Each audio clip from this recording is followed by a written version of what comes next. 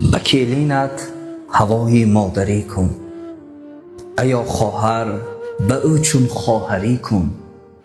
کنیزی خانه گفتن اشتباه است، گذر از ظلم و راه برتری کن. نصیحت کن تا خامش پزانی، به لطف و مهربانی رهبری کن.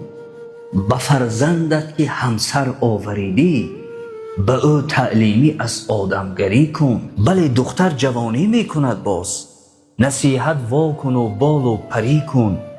تو نیز ای مادر جان خرد بودی، از همان یک وقت خویش یادآوری کن. بپوشان عیب و نقصانش چو مادر، گذر از گفته های سرسری کن.